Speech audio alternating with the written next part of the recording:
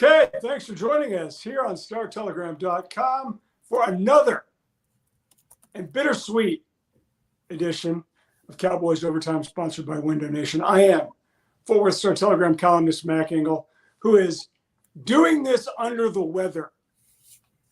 I either have the flu, COVID, or monkeypox. I feel awful. However, my good friend, Mr. Clarence E. Hill Jr., for whom we will dedicate the last part of the show to, is coming to us live from Southern California, where he has spent his last day. Will fly home from Los Angeles, where the Dallas Cowboys wrapped up their long training camp in California. Clarence, how you doing? You look fantastic. I'm good, man. Are you already? What are you typing on already? I'm sharing. I can clearly hear you're typing something. I am sharing our things to our socials. I mean, don't you? That's very nice of you. Okay, yesterday the Dallas Cowboys, after a handful of preseason games and a whole bunch of practices, did finish up their part of training camp in California. Clarence, what are some initial observations that you got coming from this team that makes you feel better? We'll get into the acquisitions in a minute, but when you went into this camp, you obviously had some preconceived ideas about how things are. Is it better or worse than what you thought going into it a month ago? You know, the thing about it is that I was struck. It's just the moves they've made in the last 2 weeks that make me feel better about the team. You know, you remember there were so many questions about the depth and what they lost on defense and inexperience on the defensive line and how they're going to be able to stop the run, you know, and lo and behold, here the Cowboys are. They signed Jordan Phillips, they signed Carl Lawson, and they signed Linval Joseph yesterday to beef up that defensive line. You're talking about Jordan Phillips is 6'6", Linval Joseph is 6'4". They got some big bodies up front to finally stop the run, and that's something that they, you know, in March and April, they did nothing to improve this team, you know, and I think that if they'd have signed these guys in March and April, we'd have a different outlook and there'd be a different narrative about the team. And now they finally got that done. Those are things that Zimmer wanted to get done. Of course, what's also true, these veterans didn't want to come to training camp, so they wait till after camp to, you know, get this stuff done. Let the young guys, you know, sweat in camp, and we'll be ready to go when it's time to, you know, start playing football. But yeah, Zimmer wanted bodies, bigger bodies to help stop the run. And they finally gave the coaches some help. I always say, you know, you want me to win, but help me help you, okay? You did not help me help you for much of the offseason. You did nothing to help this coaching staff get better for much of the offseason. And now, you know, they finally did that. And so I like what they've done, like those moves they've made. The offensive line, the young offensive linemen, I think are going to be better, have a chance to be better up front. You know, Tyler Guy and Cooper Beebe, you know, Cooper Beebe at center, you know, is an upgrade, you know, from Tyler Biadasz a year ago. Don't have the experience, but he's big and nasty. He likes to dirt people. You like the attitude. You watch Tyler Guyton, and he likes to finish people on the ground, you know, and so you like that nastiness from the young guys, help them have a chance to get better. I shudder to say this. Oh, no. Because, you know, people already say I'm a Dak apologist, but I think Dak had a great camp. And I think Dak had a great camp in light of the fact that he had the whole camp without CeeDee Lamb. He spent the last week of the camp without Brandon Cooks. And they had no problem moving the ball, you know, and with these no-name, inexperienced young receivers. And I remember a time when I've been to camp when they couldn't move the ball. And you know, I know. It was a storyline. You know, they can't, you know, they didn't score a touchdown in training camp, you know, and you know, for what Dak is asking, what he's asking to get paid, you need Dak to be able to move the ball and make plays with no-name receivers, because outside of CeeDee Lamb, when they sign him, you know, it's going to be a bunch of maybes out there that he's going to be playing with, so to speak. And he got to be able to get it done with those guys. And so I think that's something that's, you know, that's, you know, that's possibly coming to fruition in camp this year, you know, and so Dak has had a good camp, and he's coming off his best season under Mike McCarthy, and I think he feels he can only get better, and the Cowboys feel he can only get better, and you know, finishing second NFL and NFL MVP last year, you know, lead the league in touchdown passes. You know, there should not be a step back for Dak Prescott. That was a 5-minute answer. And I think you I could pretty go much longer. I covered could go every longer. topic that you sent yesterday. Like, we have an order to this, and you totally screwed it up. And I said, let's not address the player acquisitions because that was a whole topic that you sent me, and you just went ahead and did it. I'm sorry. I mean, So, I'm doing a couple of different things. So okay, so let's backtrack for a minute. There's one thing that you didn't address, and it's going to be an issue at some point or another because every position and that is specifically running back. And we've talked a little bit about it. And I don't know what you're supposed to get from these preseason games. Obviously, it was the most exciting thing that happened in the win against the Raiders was Brandon Aubrey's 66-yard field goal that would have been good from 70. And I remember when I had a chance to talk to him last year, I asked him that, could you make one from 70? And he felt very confident that he can. Now, obviously, you need a few things to be right in order to try it. One, you probably have to be indoors. And two, it has to be at the end of a half. And that was the conditions that Mike McCarthy called for him to do it. And he hit it from 66, which would have tied the NFL record set by former Texas kicker Justin Tucker for the Ravens a couple of years ago against Detroit. And that kick hit the crossbar and flooded over to win the game. The one that Aubrey kicked cleared it.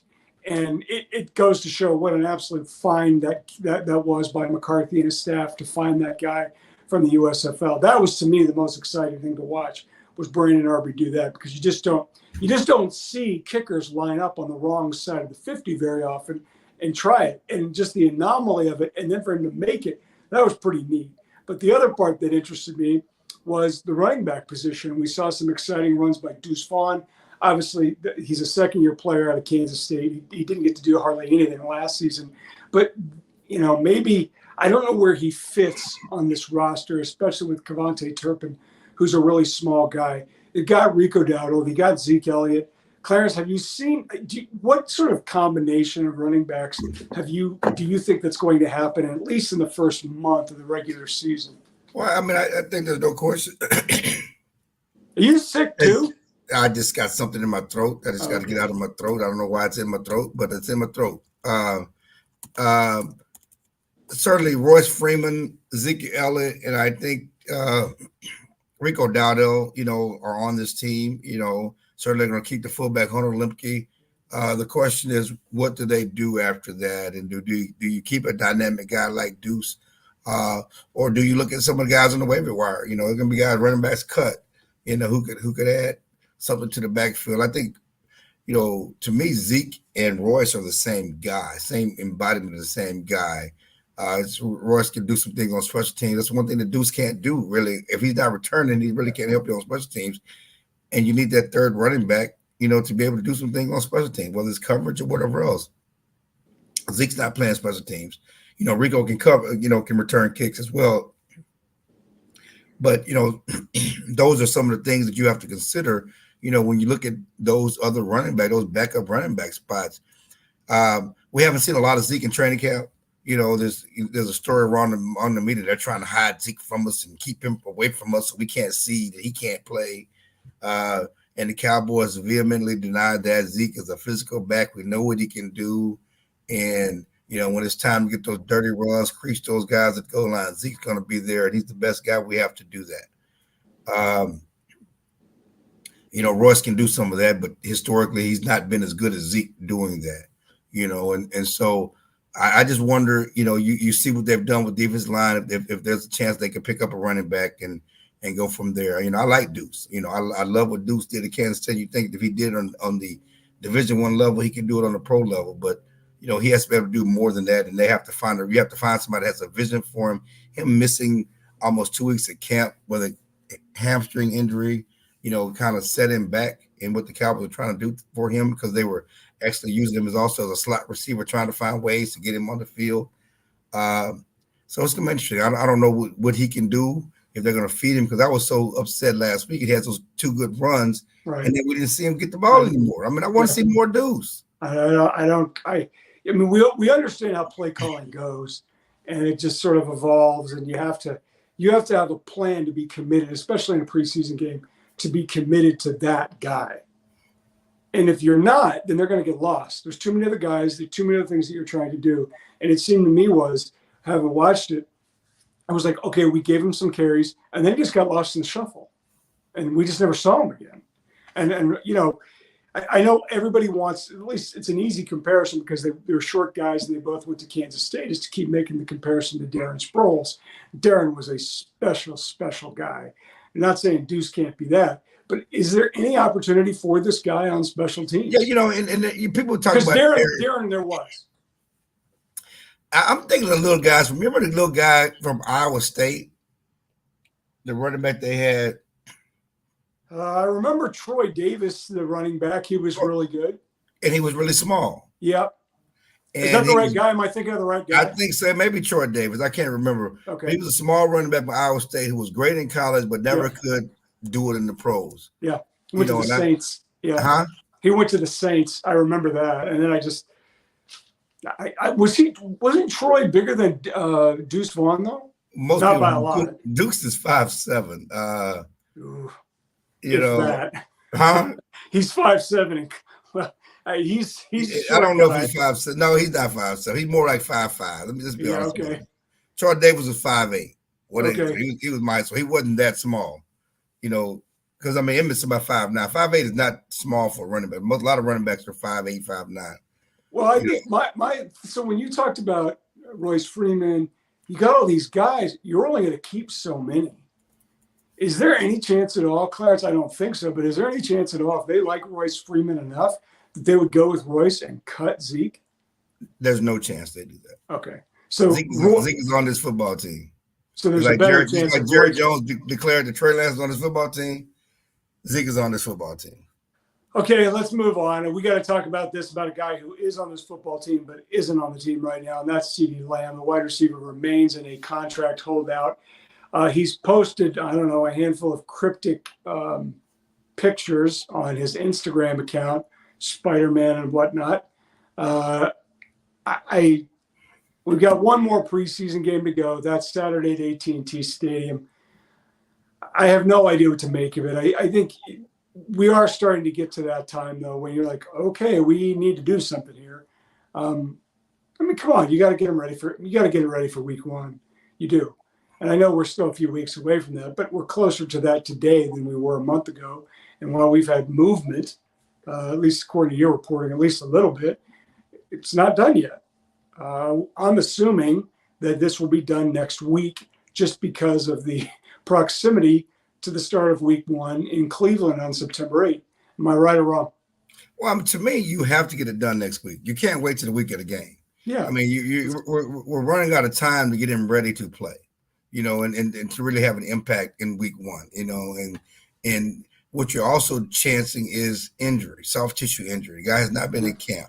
You know, I know he's working out and looking good. Like your videos, you're not running football routes, and you're not running with your team. It's just different, and you don't want a soft tissue injury. So either you're gonna chance get him hurt, or you're gonna have him on a pitch count, and you're really gonna impact your ability to win the season opener because you're not gonna have your guys at their best. Right.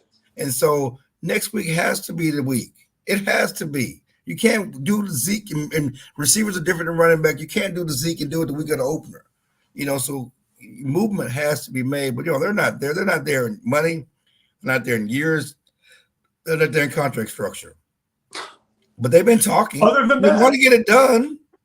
You're right. They say they're going to get it done. Yeah, they will. You know, but they're not there. Will he get as much as Justin Jefferson of the Vikings? He doesn't necessarily want as much as Justin Jefferson, but just put me in the neighborhood. Oh, he's going to get in the neighborhood. Well, he's not in the neighborhood yet. He's a few blocks away. That's what we're talking about. That's a good one. All right. He's not in the neighborhood yet. He's down the street. All right, he's down. I like that. That's a good analogy. Okay, we've got more to talk about here on Cowboys Overtime. But first, let's hear from our friends at Window Nation.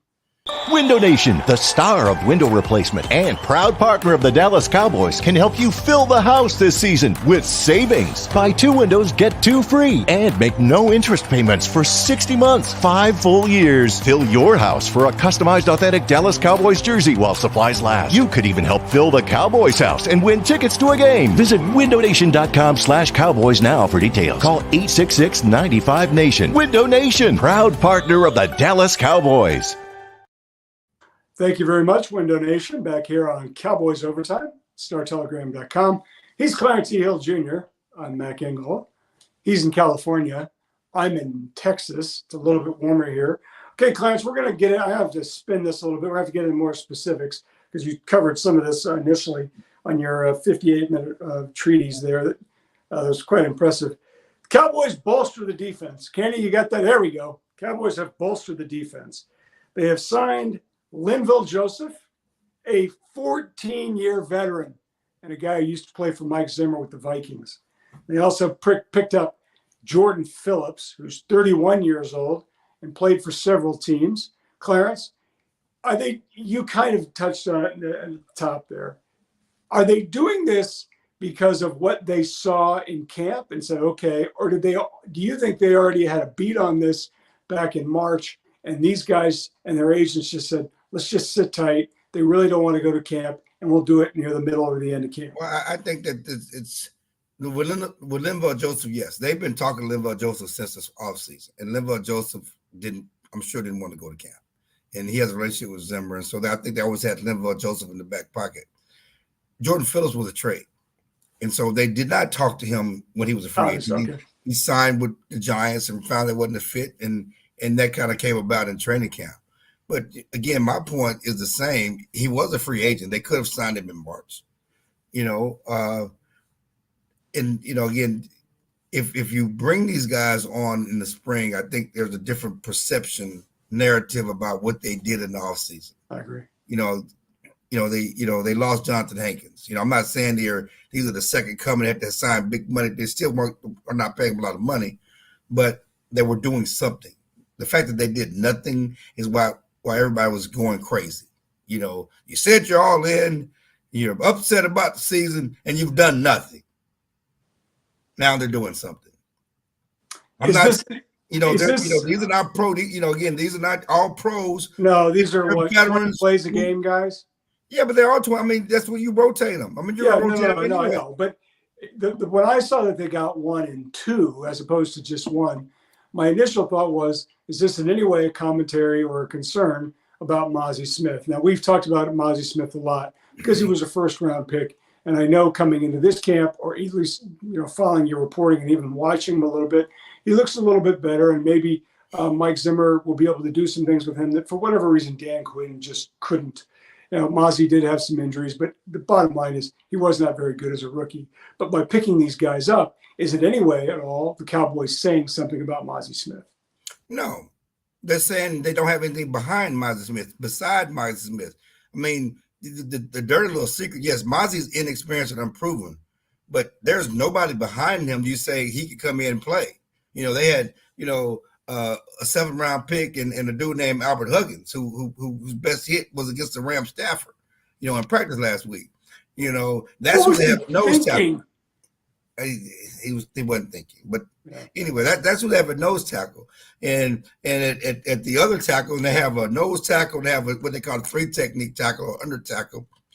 Behind Oso Odigizua, they have no one, and so Jordan Phillips is more the under tackle. He's going to play behind Oso Odigizua, and certainly Linville Joseph is going to play in tandem with Mazi Smith. So again, even if Mazi was the best, you need someone behind him.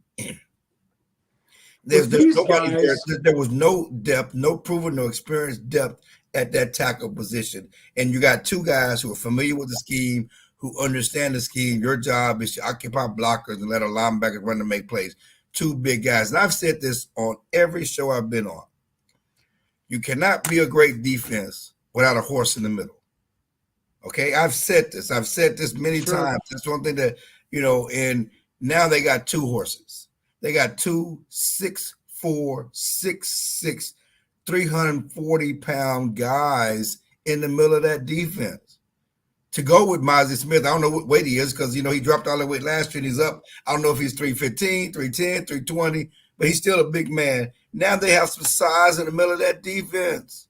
And they haven't had that in a while. How are you going to stop the run if you ain't got no size in the middle of the defense? Well, and that's so do you feel pretty confident? The lasting memory, I think, for all Cowboys fans from last season was that playoff loss to the Packers where the Packers ran all day long. Didn't matter who the running back was. they just ran all over them. The Cowboys had no answer to stop them. Do you think these moves and then the return of Demarion Overshawn, the acquisition of Hendricks, do you think this has at least made this run defense decent? Or do you say, well, number one, it's better. It's already better just on paper. I mean, let's be honest about it. Can't be any worse. You had safeties playing linebacker last year. Now you have real linebackers. It's not just Overshawn. You got Eric Kendricks in there. You know, you have real linebackers playing linebacker. You know, you didn't have Leighton Van Der Esch that last year. You know, you had guys playing out of position. Guys were too small. You were too small up front. You know, you got proven guys up front. You got proven guys at linebacker, guys that look like linebackers, guys that look like they football a defense when they get off the bus. That's what you want. So this defense is much from a on paper, the run defense is already better. Now, how much better, we'll see. I'm not saying it's the Ravens defense of old, the steel curtain, whatever else. But as far as stopping the run, they got better, and we know they can get after the quarterback because we know they have Micah Parsons. They're going to get to the quarterback. Micah Parsons has been doing his thing in camp as well, and you like the secondary. I mean, the questions for this defense, the safeties are solid, the cornerbacks are solid. They intercept the ball like nobody's business. You throw it close, take chances, they're going to get you. Of course, they might get beat a couple of times because, you know, they like to take those chances, but they will intercept the ball. The questions were up front with the defensive line, with the linebackers, and they've improved those areas. All right. Now we are coming up to the final part of this episode of Cowboys Overtime, and one that I didn't really want to do, and I never really thought I would do it. So a couple of weeks ago, Clarence calls me at my house, and he says, it's like Saturday morning. It's like 9 o'clock. And he says, are you awake? I'm like, Saturday at 9? I've got a daughter. He knows I'm awake. I said, yeah. So I'm on the couch. And he says, I'm leaving. I'm like, what? And my first thought is he's leaving California to come back here and something happened and he needed me to change or something like that. And he says, I'm leaving. I said, what do you mean? He says, I'm leaving the Star Telegram. And you could have probably knocked me over with a feather. So needless to say, this is a very bittersweet I don't even say there's nothing sweet about this. This, quite candidly, selfishly, this sucks. I told him that. But Clarence E. Hill Jr., a man who is a pillar of the Fort Worth Star Telegram and has been here longer than me and is really one of the faces of this news organization, not just covering the Cowboys, but all other kinds of things, whether it's high schools, been a fierce advocate for African-American issues, among other things. And he is leaving. This will be Clarence's last Cowboys Overtime. He's got another story or two to file, and then he will be leaving to another news organization where he will cover the Cowboys, continue to cover the Cowboys here in town. Clarence, I'm going to ask you to just give me a second. I've known Clarence for a long, long time, and he's become a friend. He's a guy I covered the Dallas Cowboys with for a few seasons. My wife covered the team with him as well. And, you know, I've said this before. I said this. I emceed an event where he attended. I try to tell anybody, when it comes up, Clarence is a great worker, and that's terrific because that's his name on the product, so to speak. But there's a line that's above that, and Clarence, I mean, you've done that as a human being and as a person, and for people who don't know, and I don't know why they would necessarily, Clarence is a great dad. He's a terrific son. Unfortunately, his parents are no longer with us. And there were times where Clarence was bouncing all over Texas trying to take care of his mom and dad in San Antonio, or going down to Houston, or watching his daughter compete in gymnastics. And I don't know how he did it. There were times I'm like, he's not getting enough sleep. And, now that I've got a daughter who's a little bit older, I certainly have, my parents are older. I appreciate some of that on a different level, but I don't know how you did it while maintaining your standards at work. And you have a great son. Your daughters are terrific. You've been so great for us for so long. And I think it's one of those things, Clarence, where I know I took you for granted because you were just always there. And I think sometimes we do that through no fault of our own. You're just like, well, he's there. He'll always be there.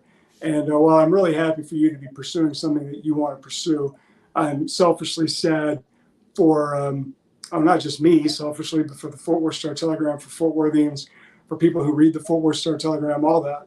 And I'm really going to, I know I'll see you Saturday at the game, but it'll be different.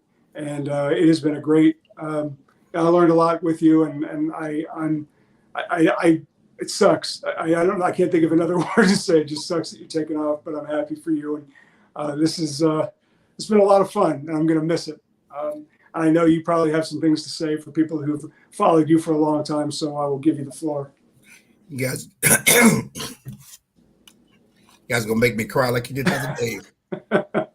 It wasn't intentional. But I think I maybe a record. I mean, who else has worked with husband and wife as a beat writer? I mean, who's that's probably not many. I don't know. I don't know if you want that on your resume. Who worked closely with husband, wife, and husband? You're right. That's different personalities. Yeah. Different personalities, but I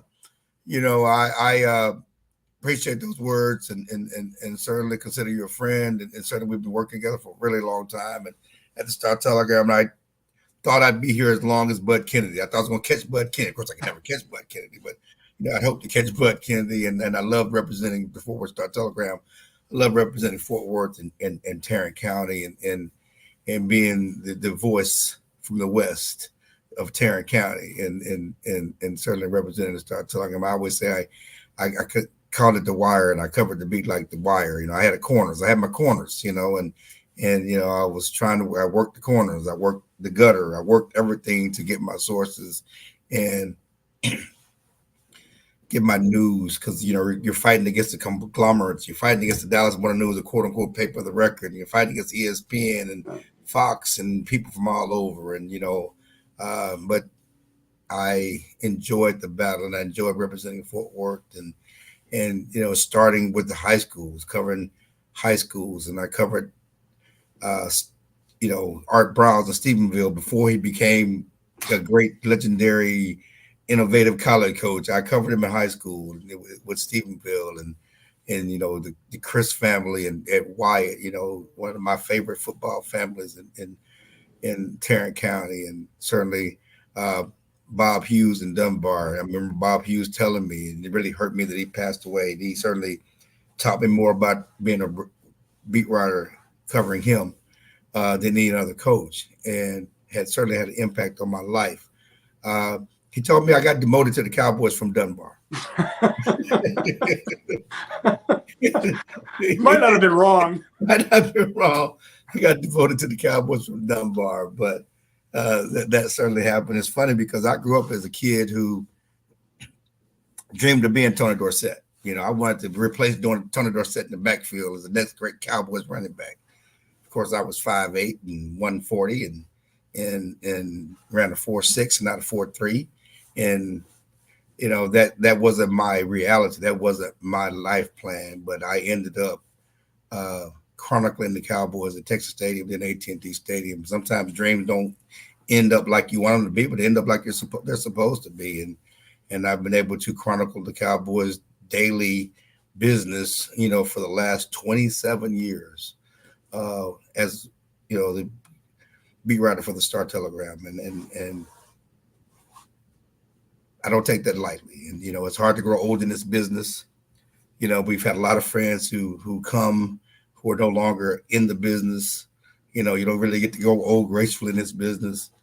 And so I do appreciate the time at the Star Telegram and what it was able to do for me and my family.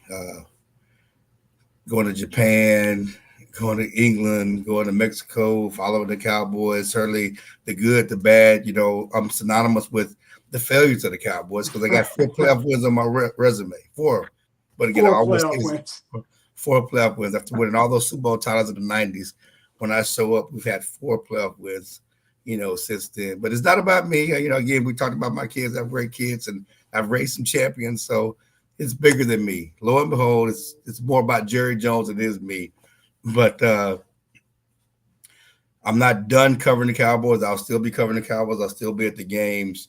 I just won't be doing it for the Fort Worth Star Telegram in Tarrant County, but I still live in Tarrant County. This is a part of my blood. I like to say I embodied the spirit of Tarrant County and Fort Worth, covering the Cowboys, because we weren't always the known entity. Right. We fight like hell, and certainly we do our job. We have integrity, and at the end of the day, you're gonna know who we are. And hopefully, I've done that in representing Fort Worth. And again, missing you, missing the family, and it is a family in Fort Worth. But I'm not going anywhere. I'm just leaving the paper. Candy, I do believe you have a little something for Clarence on this occasion. Do you want to roll that now?